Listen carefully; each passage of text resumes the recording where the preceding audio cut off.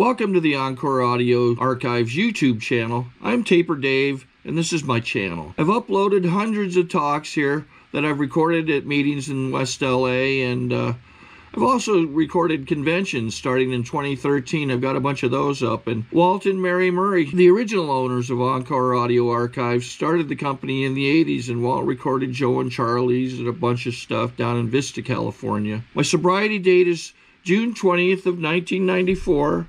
I hope you find something you like, so please like and subscribe to my channel and comment down below. If you want to hear something that I don't have or that you don't see, I'll see that I get it. Anyways, take care and have a great day if you want to. Please help me welcome Frank C. from Los Angeles.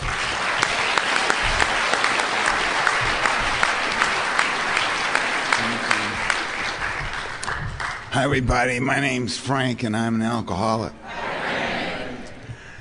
Colin, thank you. That was excellent and I had a great time here. You made me laugh and you made me cry.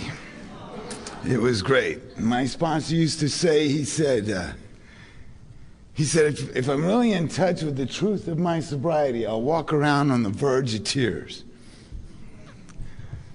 And that's what happens. When I hear you share, I hear you get in touch with the truth of your sobriety and it moves you. You know, I can't handle it. I can't handle the truth.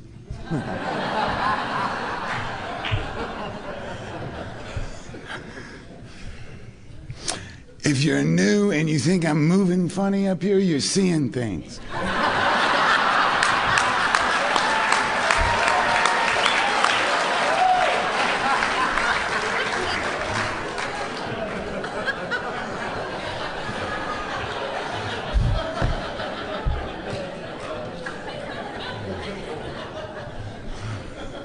What do you need, a drink or something?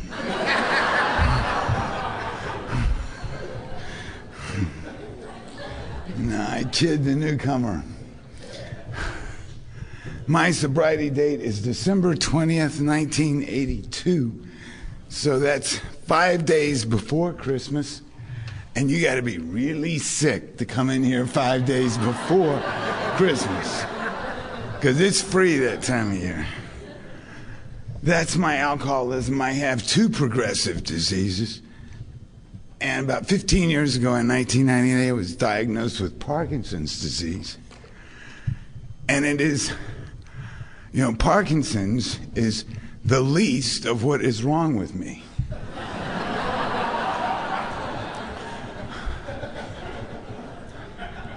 But if you're new, you're not crazy. I do move funny. I dance while I talk. It ebbs and flows, it comes and goes. I'm not in any pain. I'm okay, and it's, like I say, it's the least of what's wrong with me. It will not define who I am. Alcoholism, on the other hand,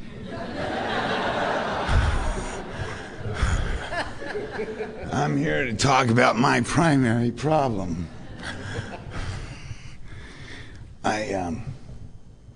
I heard your story, Colin. I never drank in high school. I never drank in college. I never went to high school, and I never went to college.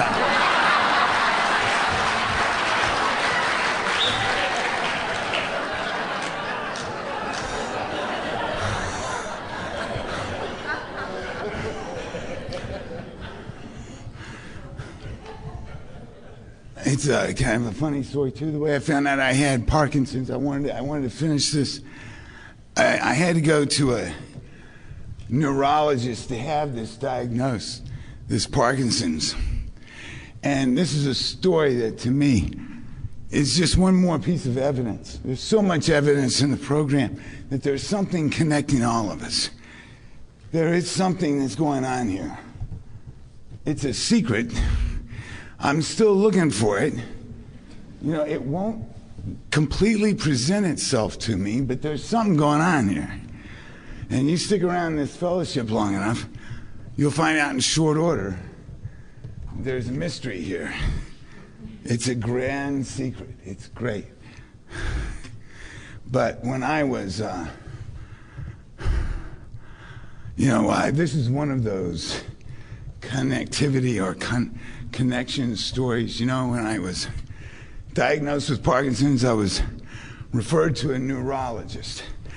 Now, a neurologist is the type of doctor you got to go to have Parkinson's diagnosed, and they gave me his name on a piece of paper, and I thought, there's only one way you can pronounce this guy's name, you know. His name was Dr. J. Jerkowitz.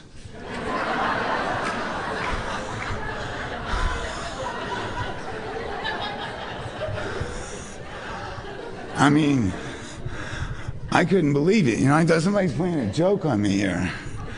Because you look at this and you thought, there's no other way to pronounce that, you know. I was hoping that I had it wrong. You know?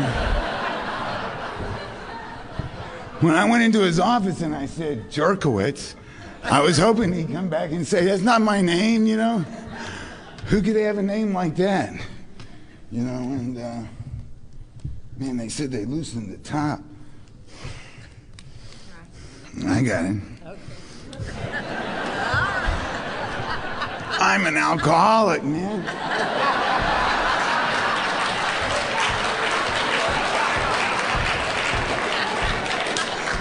I can handle this. I can manage this bottle of water. I know how to drink, man. I can drink.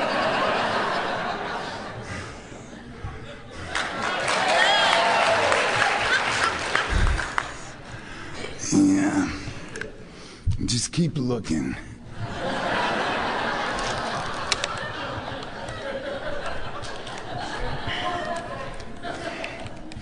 Now, for the committee next year, I can tell you what kind of water not to get.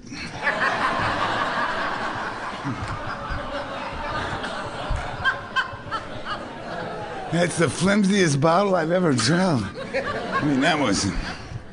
We'll make it work, though. It was... I can... it'll be fun to watch me drink it, you know. I mean... Anyway, yeah, his name was Jerkowitz. He's renowned. He went to the Einstein Medical School in the South Bronx. His name is J. Jerkowitz. I walked into his office. I sat down. He said, "What's up?" I said, "Well, my hand moves when I'm not moving it. So why don't you tell me what's up?" You know? First thing he asked me, doesn't know me from Adam. First thing he asked me, he says, "How does it respond to alcohol?" So I guess what it is, my hand needs a drink. You know?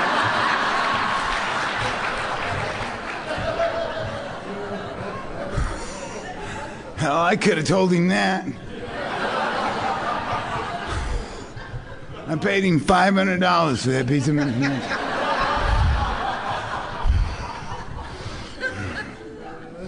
There was no money tree that week, I'll tell you. But that's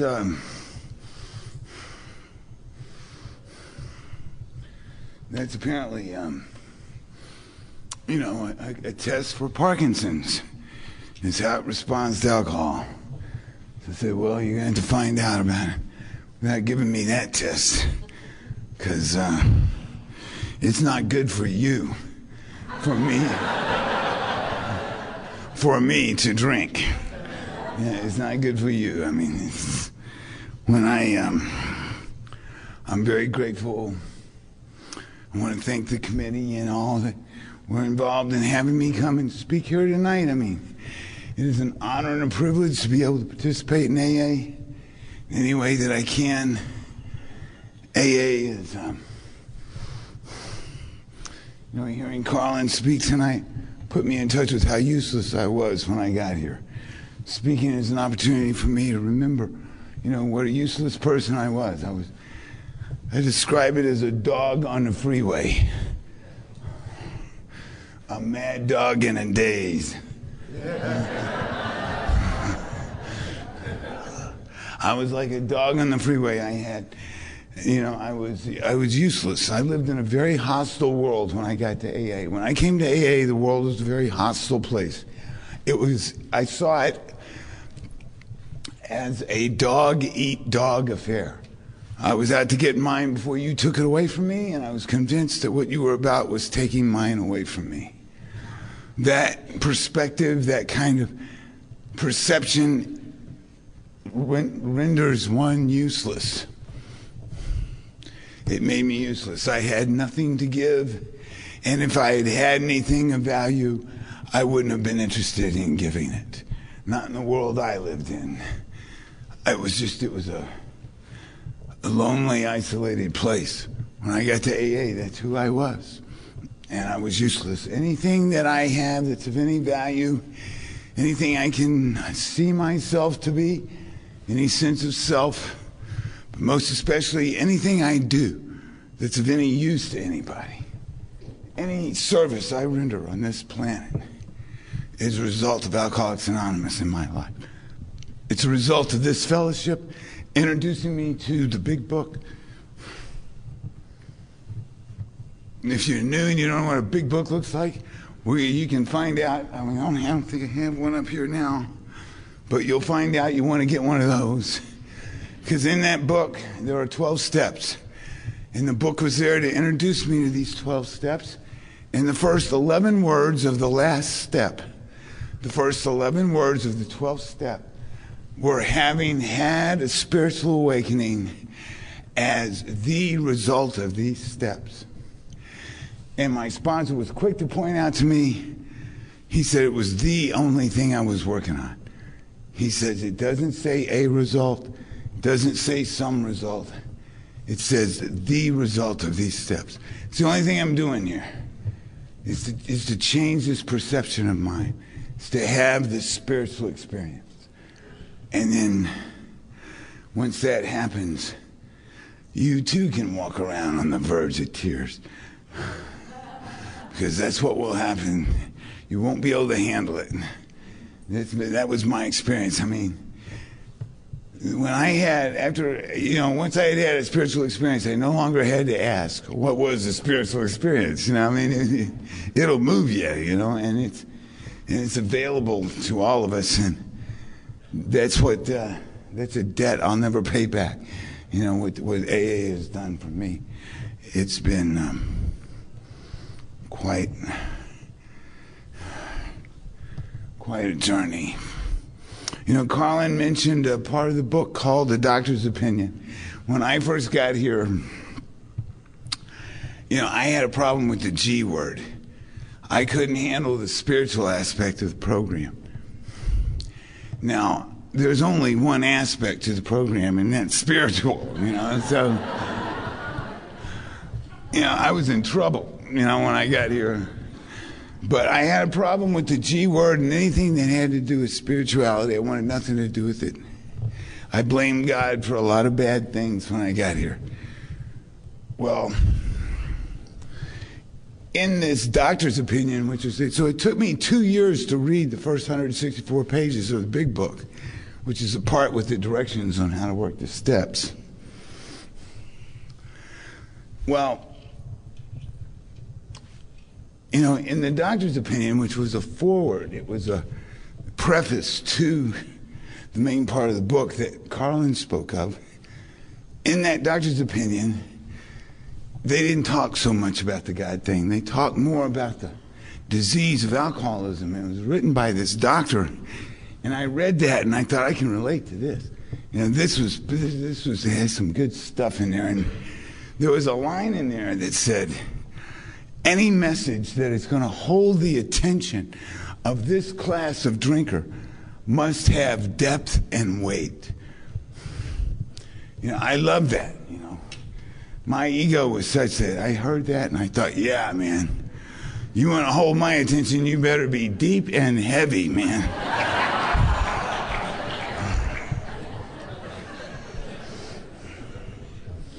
So, I think that's at the core of us not being a glum lot, really, because I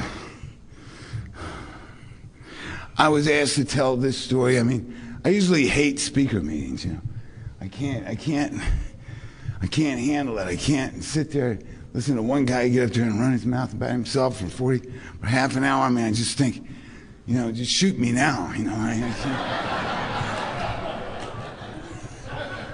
I hate speaker meetings, unless I'm the speaker. Then I have a pretty good time, you know. Well, similar to what Carlin was saying about not being marriage material, you know, I too was a blackout drinker. I'm gonna get this down.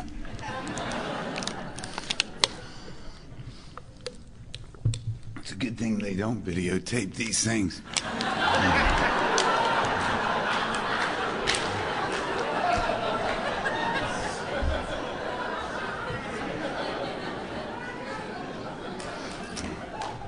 How would you like to explain to that newcomer that he's not drunk up there?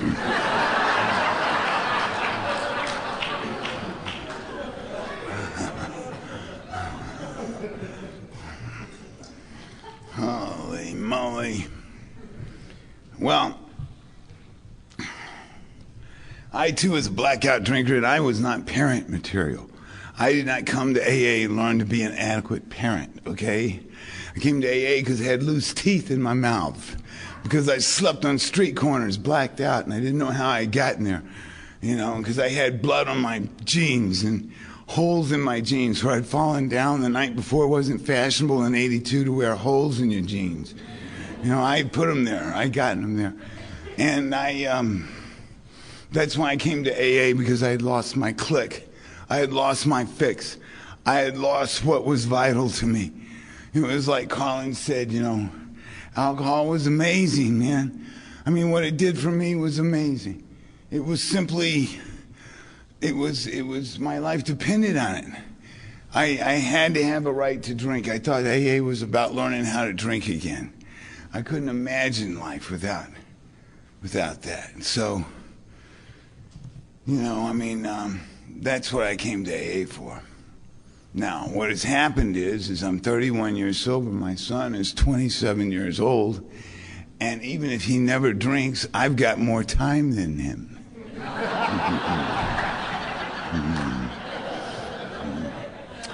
And he is my best friend, and he's a good buddy, and it's just amazing, that relationship I have with him. But he came to live with me when he was 5 years old.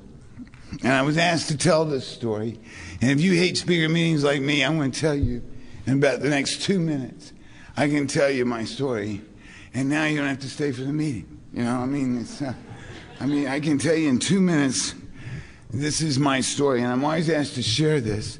And it came to me when my son used to come in. He came to live with me when he was 5, and every Saturday morning he'd wake up and he'd watch these Saturday morning cartoons, you know.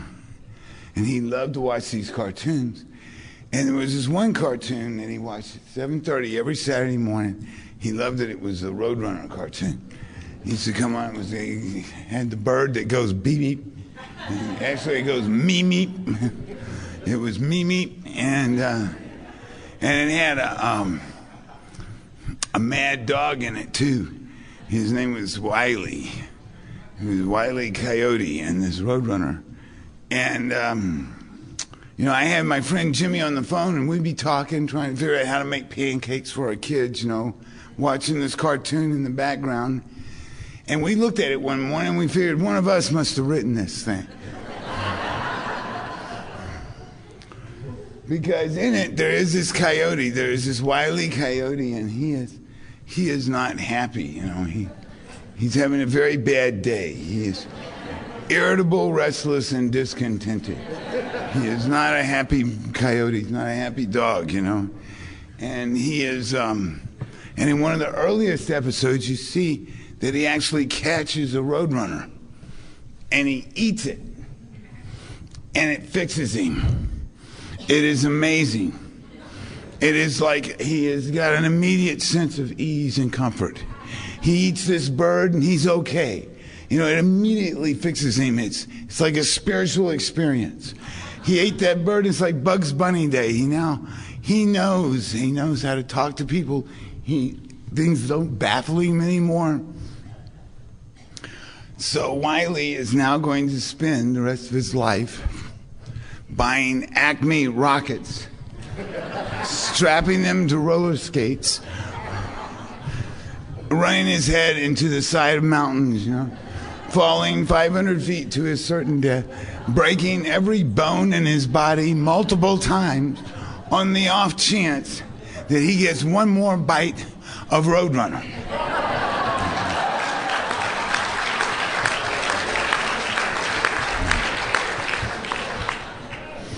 I don't know about you, but that's my story. You know, there's nothing more to say about it, man.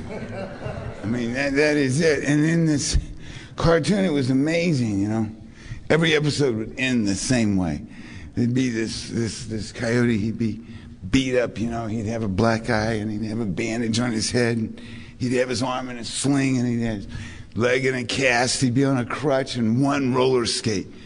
You know, and he'd be going after this bird, and the bird would move at the last second, and he'd roll off the edge of the cliff, and he'd look down, and he'd defy gravity for about 2 seconds, where he's going to fall to his certain death. And before he fell, he'd look at the camera with his black eye, you know, and he'd smile this huge smile, and he whipped out a sign, and the sign said, "Genius."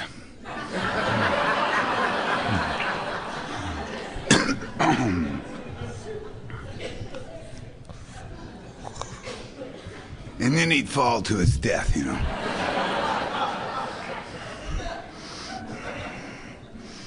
You know, that's, there's a message of depth and weight in that. I want to tell you, you know, I thought, my 5-year-old can't even read the word genius. I mean, this is not for kids, you know. This is, you know, we get very serious about this. I remember asking Cubby about it. He said, yeah, man, you know, there's a definite message in that. But, To obtain additional copies, receive a free catalog of AA and Al-Anon talks, or to find out about our tape and CD of the Month Club, call Encore Audio Archives at 1-800-878-1308, or visit our website at www.12steptapes.com. There it is. That's my story. There's the coyote story. I promised I would tell that, so I told that story. Here comes the real one. I'm from Beaumont, Texas originally. Beaumont is 90 miles east of Houston. It's about 5 miles west of the Louisiana state line. And the significance of that is when I was 14 years old. It was 1967. So it makes me 61, 62, 61, I don't know. It makes me old, you know. And I was 14 in 1967, and in the state of Texas, in 1967, you could get a legal driver's license at the age of 14. You couldn't drink until you're 21, but you could get a driver's license at 14. Now, in Louisiana, you could drink at 18, but you couldn't drive till you're 18, but you could drink at 18. We were 5 miles from Louisiana, so if you were old enough to drive in that state, they didn't even check your ID, you know. They just sold you the booze. I've never been to a liquor store in Louisiana that didn't have a drive-through window. They're all like a Jack in the Box or McDonald's at night, you know. You just pull up to the window and you order what you want. You don't even have to get out of the car, you know. And my dad had given me his old '58 Chevy Delray. It was a tank of a car, and it was his old work car, and he had given that to me. And I had this license, and I had this car, and I was 14, so I got to hang out with guys who were older than me. These guys were all 16 to 18, and because I had a car, you know, I got in. There was 6 of them, there was 1 of me, and we called ourselves the Magnificent Seven of Beaumont, you know. And we would pile in that car, and we'd drive over the 5 miles over the state line into Vinton, Louisiana. We come up upon the first liquor store. It was called Jack's Packet. It was a big red neon sign on the side of the road. I can see it in my mind's eye to this day. It said liquor, and it flashed liquor, and yeah, baby, I mean, This was, it might as well have been Vegas to me. You know, I mean, we had 7 guys in that car, and we pull up and we go around back. They used to put oyster shells in the driveways in Louisiana to keep you from, because you went underwater mostly. And I could hear the tires crackling on these oyster shells as I pulled into this liquor store. And there'd be a 300-pound guy stick his head out the window, the drive-through window. You know, he'd have no hair on his head. He'd have a cigar hanging out of his mouth. He'd say, "What can we do for you boys?" And we'd buy Boone's Farm apple wine. We bought this Boone's Farm strawberry wine. You know, my favorite was for $1.59. You could get a huge green gallon jar of Valley High wine. Had a little hula girl on the label. She'd be damned, she was the sexiest thing I'd ever seen. I mean, I could draw a picture of her too for you. I mean, it was just amazing, this stuff. And I was convinced it was like a marketing ploy. You drink that whole bottle, that's how you say, "I'm very high." I'm Valley High. And we'd have enough money left over to get 1 ticket into Showtown USA drive-in movie theater. So we'd pile 6 guys into the trunk of this car. The rear end be dragging on the ground, making sparks, you know. And here's this one little kid driving with all this booze in the back seat. We'd go out there and we'd meet the girls, and that was it. You know, that was the beginning. It was a high I chased for years. It was just amazing. I mean, the significance of it was that for me as a kid in Texas, there was 2 things. There was football and there was Jesus in the state of Texas, in that order. And I didn't want anything to do with either one. You know, I didn't want anything to do with either one. And what they told me was, they said, "This is a wrong thing for me to be doing." They said, "You're not supposed to be drinking this stuff. It's not good for you." But I'll tell you what it did for me was just amazing. Cubby used to say, when what it does for you, you know, is greater than what it does to you, you're in trouble. And that was the case with me. I mean, what it did for me was just miraculous, you know. It showed me how to get along with those guys. It had me be a part of the conversation. I knew how to talk to the girls when I drank that stuff. I mean, it was amazing. It was like it was the secret to life. It was how you became a grown-up, was you drank this stuff and you could act. Who couldn't act, you know, in a mature way now? Who couldn't figure things out without this? It was everything to me.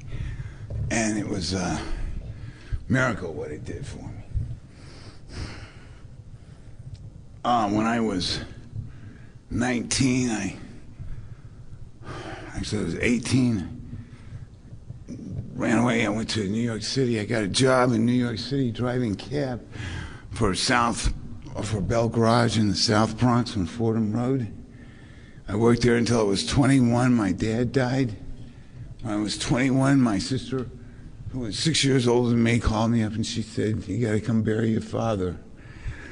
And I hadn't talked to him for 3 years. And then when I was 25, my sister, who was on a Fulbright scholarship to the University of Cologne in Germany, had a 3-year-old, and she contracted a type C hepatitis. They didn't know what that was back then. She came in and out of a coma, and after about 9 months, she had an aneurysm. And I went home and I held her son in my arms while my mother buried her daughter, and I swore off God. I thought, if anybody's supposed to be dead in this deal, it was me and not her, because I was continually looking for bigger and better highs. And here she was dead and I was doing okay. And that made no sense to me. I thought, if there's a God, I want nothing to do with him. You know, and I got a job in Los Angeles right after that. From New York, I went to LA, and I had to make a lot of money in a little bit of time. And by now I was a blackout drinker. Every time I drink, I lose 3 and 4 days of my life. I drink on like a Thursday, and next thing I know, it'd be Monday. And one time I came to walking down town, Scottsdale. How did I get here? I don't know to this day how I got to Scottsdale, Arizona. If you knew and you're looking to go back out there, God bless you, and especially if you knew and you didn't stand up at the beginning of the meeting, that was me. That's who you're welcome here. And we got you. It'll still work. But if you're new and you're a blackout drinker like I was, in the old days they used to have newsstands. And they were lifesavers, because top 2 inches of the newspaper will tell you everything you need to know. It'll tell you what day it is and where you are.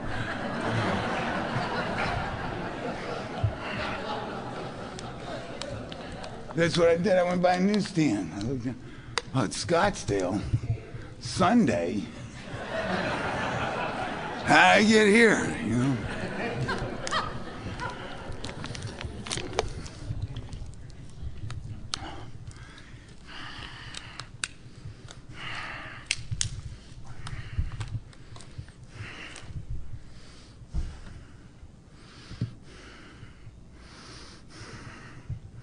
It was a week before Thanksgiving in 1982.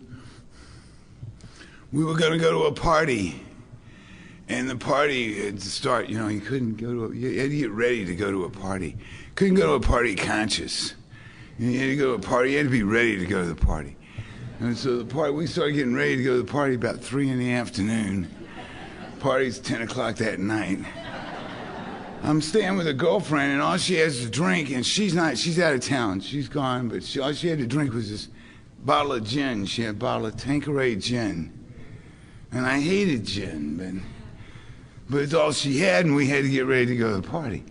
And so last thing I remember was about 3 in the afternoon. I pulled down 2 water glasses, I put them out there, started to fill them full of this gin. I don't even remember taking the first drink. That was on a Thursday. Next thing I know, it is Monday morning. I am lying face down on the southeast corner of Hollywood and Vine. There's a Starbucks there now. So I guess it's Sunset and Vine. And it was Hollywood. Hollywood and Vine, the bar was. And I'm lying face down, and people are walking over me and looking at me like I used to look at the bums on the subway. And I'm thinking, how did I get here? You know, I mean, it was like I didn't know. I was the dog on the freeway. I was useless. I was a road hazard. I didn't know how I got there. Cubby used to say, he said he was a scream looking for a mouth. And that was me that morning. And the scream was, this isn't me. You're not seeing me. This isn't who I am. I'm not supposed to be here. This is not supposed to be happening to me. And yet none of that would come out of my mouth. And these people were looking at me and walking over me.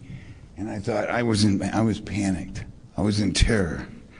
And I came to on that street corner, and back then they used to have these black boxes on the street. You put money in them, you could make a phone call. They were called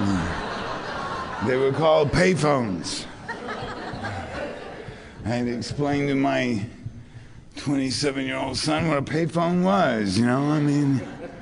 And so I came to that morning, and I had blood on my eyes. I had loose teeth in my mouth. I had blood on my face, blood on my hands. I was looking for some money. I had this old army jacket on. I was looking through the pockets. I had found 37 cents. And there was a payphone hanging there, and I found in my pocket, this piece of yellow legal pad. It was like a corner of a legal pad torn off. It was a yellow piece of paper, and it said Michael, and it had a phone number on it. I found this in my pocket, and I recognized the handwriting. I used to bartend with this guy. He had very distinctive handwriting. And I could tell from the way he had spelled his name, and I knew who it was. And I remember seeing this guy for the first time in a couple of years. We used to bartend together in New York. And I'd seen him in a bar in L.A. few weeks before that, you know, maybe a couple of months before that. And he'd been drinking this Perrier. And I walked up to him, I said, "Hey, Michael, I hadn't seen you forever." He said, "Yeah." I said, "Let me buy you a drink." He said, "No, I hadn't had a drink in a year and a half." I said, "That's terrible, man. I mean, why would you do that to yourself, you know? Let me buy you a drink, you know?" And he said, "No, I've been going to AA." Well, that was the end of that conversation that evening. But I guess in my blackout that night, he had written his number down and slipped it in the pocket of that jacket. I don't know to this day how I got there, but he had that number. There was that number in my pocket. And I found it there that morning. And because of the state I was in was one of utter, I was at a bottom and I didn't even know it. You know, but I was not I wasn't thinking. You know, I just had this quarter in my hand, there was a payphone there, and there was a number, and I called it. And he said, "Where are you?" And I told him what must have been about 20 minutes, but felt like 2 minutes to me. He comes pulling up in his car, he throws open the door, we get in the car, he takes me in my first AA meeting. Now, I knew nothing about this deal. You know, I walked into that meeting. How do you approach a dog on a freeway? You know, if you're going to go get a dog on a freeway, you better be shooting straight. You better be coming from the heart and telling the truth. And these people were looking at me and they said things like, "We're glad you're here." You know, that statement to me that morning in the condition I was in didn't make any sense. Why would anybody be glad I was anywhere? You know, they said, "We're glad you're here." And the guy who said it seemed to be telling the truth. He was looking me square in the eye and he was smiling. He says, "Your friend Michael sits there. Why don't you sit here next to him?" He said, "What do you want in your coffee?" And he had a Brooklyn accent. And so I told him, I said, "I like a light, no sugar." And I thought, if he's from Brooklyn, he'll know what that means. And he went to get my coffee and I told my friend Michael, I said, "You know, this guy spotted me. Can you spot me a cup of coffee? You know, I spent my last quarter calling you, and this guy just asked me what I wanted in my coffee." He said, "The coffee's for free." I said, "I'm impressed."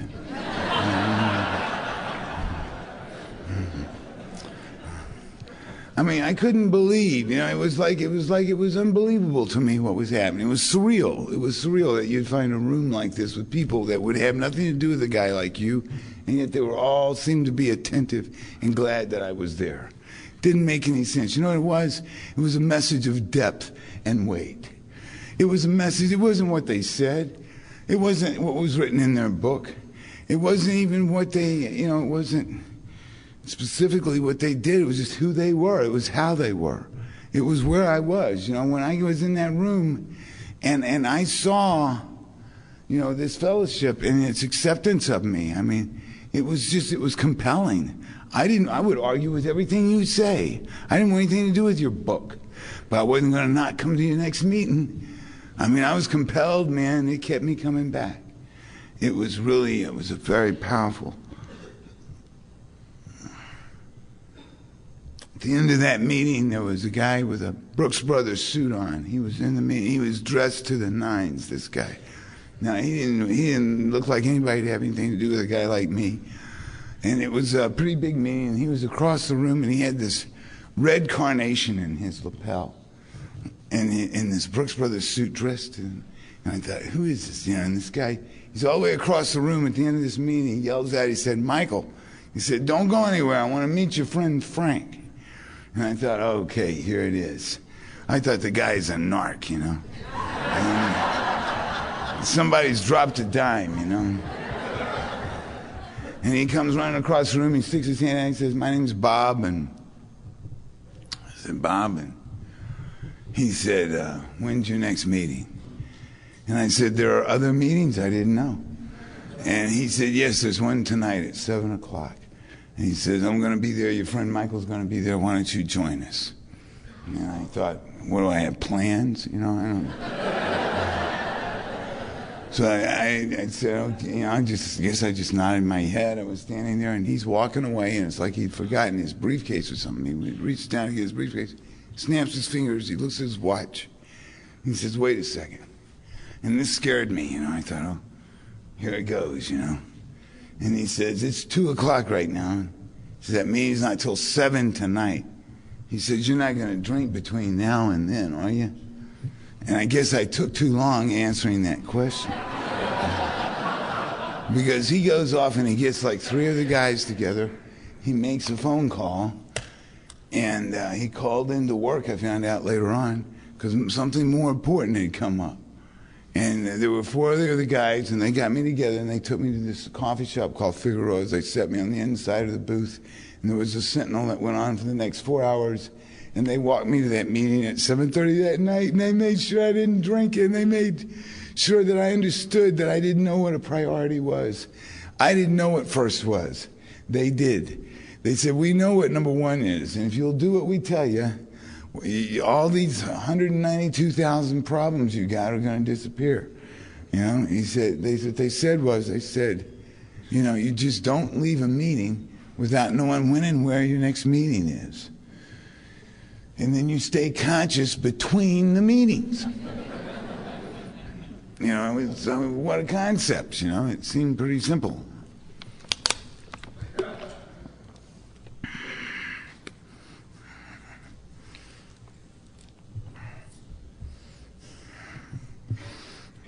The next morning, I went to another meeting, and these guys that were greeting me there, they recognized me from the day before, and I barely recognized them, but they knew that I had stayed conscious for that day, you know. And it gave me that much self-esteem, you know, 1 day's worth. It was really, it's a message of depth and weight, and it's amazing what we have here.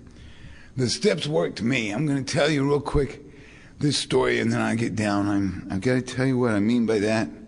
The steps worked me because it took me 2 years to read that book.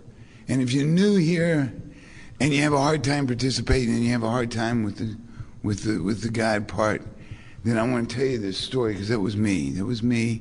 And it took me 2 years to read the book, but by the time I read about the steps in the book, it was a history lesson because the fellowship and going to the meetings, they had all worked me. The steps worked me. I didn't have to work them. I mean, for the most part. Yeah, I had to go back and clean up some stuff, but this is a story about that. I mean, I was 90 days sober and I hadn't taken any chips. I'd never raised my hand as a newcomer. I wouldn't hold hands at the end of the meeting during the Lord's Prayer. I never stood anywhere that my back wasn't against the wall. I mean, I just wasn't participating. And it was because I was just too terrified. It was too much for me. And I had 90 days, and my friend, in 90 days, my friend Michael had come up to me and he said, listen, man, he says, you got to take a chip. You got to take a chip for 90 days because he says there's plenty of people with less time than that, and you'll really make a difference for them if you'll take a chip. And I thought, 90 days? 90 days is a long time. Ask anybody with 89 days. They'll tell you. 90 days is a long time without a drink. You know, so I thought, okay, I'm going to do it. I'm going to take this chip. I'm going to participate. And I went to this one meeting that gave chips. My friend Ken over here, he used to go to that meeting. It was a Wednesday noon meeting at Yucca and Gower. And there was a guy named Irv Nemi. And he sat on the front left of that meeting. He sat in the same chair every week. And there were maybe 150 people that go there. And you had to get there early to get a seat. Because if you didn't get a seat, you know. And you had to have a seat in order to take a chip. So I got there early and I put my keys down on my seat. And I'm going up the aisle, and Irv, this is Irv's meeting. Irv got sober. You know, Irv died in '89 with over 30 years of sobriety. He got sober like with the dinosaurs or something. And this guy had been sober forever. You know, everybody knew who Irv was. You know, I knew guys that knew Irv. But I had never talked to Irv. And he sat on the front left of that meeting, and I'm saving my seat, and I'm walking up the aisle, and who's coming the other way but Irv Nemi? And it's just him by himself, and he's looking me square in the eye, and he stops, and he says, hey, how you doing? Now, I got to tell you, that's like God asking you how. I thought, nobody's around. Irv Nemi wants to know how I'm doing. I got to tell him the truth. So I said, I'm not doing too good. And he said, excuse me? I said, yeah, I've been going to these stupid meetings for 90 days, man. Nothing's getting any better. I'm in thousands of dollars worth of debt to the wrong kind of people. I used to bartend and deal drugs, and I can't do that anymore. I still got a car, but I couldn't find my car. I lost it in a blackout. It took me 6 months to find my car. My girlfriend had the keys. I hadn't lost the keys. But she wouldn't pick up the phone, so I couldn't drive it even if I did find it. And I'm sleeping on my friend's couch. Nothing's getting any better. I'm coming to these stupid meetings, and I'm pathetic, you know.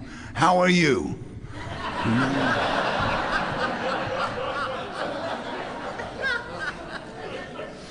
And Irv, he's not even looking at me at this point. He's looking in the back of the room. He says, you know that guy back there?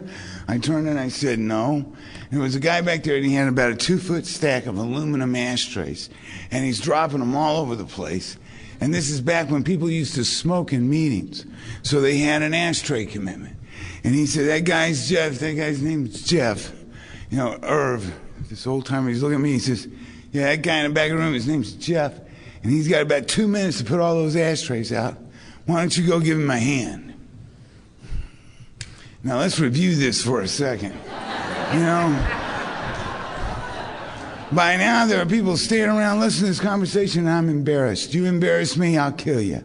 You know, with 90 days, I mean, I couldn't handle being embarrassed. You know, and I said, and I thought, you know, I wanted to reach out and touch Irv, you know. And I thought, I got to get out of this, you know. And yet, you know, what happened was without a thought. I thought I could run for the door. I could reach out and touch her. I can't do that. And there was a third option, and it was to go ask the guy, where'd you get these stupid ashtrays? I'm supposed to help you with them. Where are they? He says, they're back in the kitchen. I went back in the kitchen. There was a guy back there with an army jacket on. He had a Duncan butterfly yo-yo. It was a Duncan butterfly trick yo-yo. Now, the story of that is that when I was 12 years old in Beaumont, Texas, I had won a Briggs & Stratton mini bike doing a yo-yo trick called Walk the Dog, further than any other kid in my age group. And this guy in the kitchen, I mean, it's like I hadn't seen a yo-yo in 20 years. It's like riding a bike. You never forget how. This guy in the kitchen couldn't even make it go up and down, man. I mean, that'll break your heart, you know. So I walked over to him. I said, I'm going to show you how to do this yo-yo, man. You can't. Where'd you get a Duncan butterfly? This is amazing. Went out in the courtyard. I'm doing around the worlds and rock the cradle. I could do a Star of Texas while it spun, you know. He said, that's amazing. He said, my name's Bill. I said, I'm Frank. He said, how you doing? I said, I'm glad you asked me. You know. I said, do you know Irv? He said, everybody knows Irv. Everybody knows. I said, these old timers, they don't care. You know, he's a mean guy, Irv, you know. Anyway, I told him how I was doing. Make a long story short, this guy with the yo-yo gives me his business card. I called him that afternoon. I went to work for him the next day. I met my future business partner, which has led me to a career that has raised my son and fed my face for over 30 years.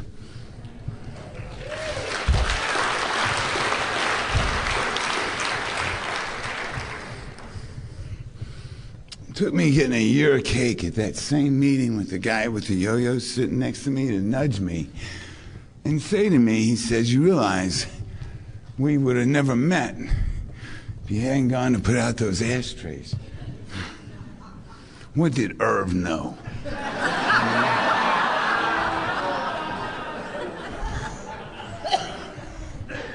I mean, it is an amazing thing. In the very beginning of this talk, I said to you, there is evidence, there is tremendous evidence in these meetings and in this fellowship that we are all connected, that it all has the secret's here. And you know, there's days I wake up and I scream at the heavens and I say, why don't you reveal yourself to me? Because I need to know you're here today, you know, and yet it always will happen, not on my time, but there will always be some kind of miracle. Something that you know would have never come to pass had I not just hung out one more day with you. You know, what you do is you give me an opportunity to find out where the secret is. The secret is that if I'm here to help you, I cannot help but help myself. You know, I am broken, But with you, if I see myself as a fixed person, if I see how you're doing, and I just look and see who's dropping ashtrays in the back of the room, go give them a hand, you know, then I get to experience my completion while they can experience theirs. You know, it is amazing. It's an amazing journey. It's an amazing thing we have here. It's a message of depth and weight. Go live it. We're not a glum lot. Have fun and dance your butts off tonight. Okay, thank you.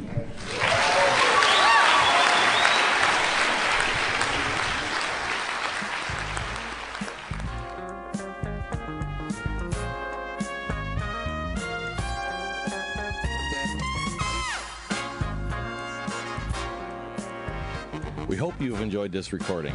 To obtain additional copies, receive a free catalog of AA and Al-Anon talks, or to find out about our tape and CD of the Month Club, call Encore Audio Archives at 1-800-878-1308, or visit our website at www.12steptapes.com.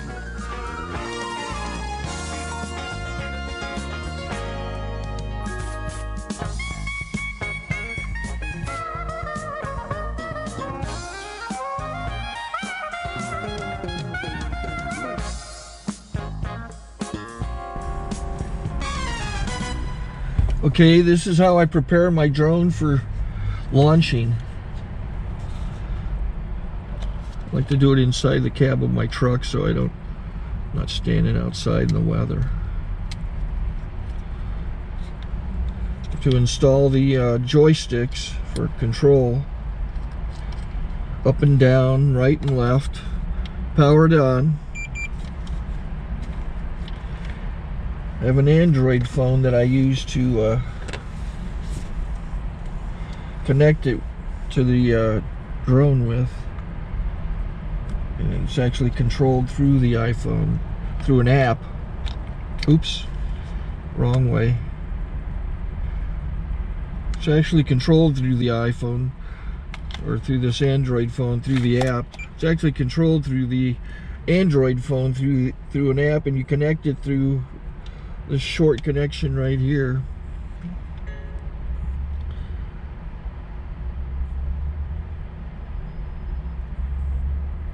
Remote control connected. Remote control's connected. So I pull out the drone. I have to extend the legs. Long legs extended first, then the short legs. Remove the gimbal protector. Set that aside, then power it on one short burst, then one long burst. I lay it down. So I have to go to calibrate. So the drone's not connected yet. It shows you here as this drone gets disconnected, even though the remote's powered on. So the drone has to establish it's connected. So I go into the app to calibration mode. First I'll calibrate the remote controller. Start calibration. Out, in, out, in, up, down, and then this little wheel is to control the gimbal. So it's calibrated. Go to gimbal calibration, start calibration, and then it calibrates the gimbal. I don't know if that shows up. The gimbal's moving all over the place. Changes, you can see it on the video. And I'm calibrated to take off. It's acquired 7 satellites at the moment. There are 26 satellites up in the sky, which it has to acquire before you can take off. So it's connected. It's got enough satellites. This is white. I can go to press this little arrow button, swipe right to take off, and it would start the motors if I slid this to the right. But I'll wait till I get outside. Don't want to do it inside.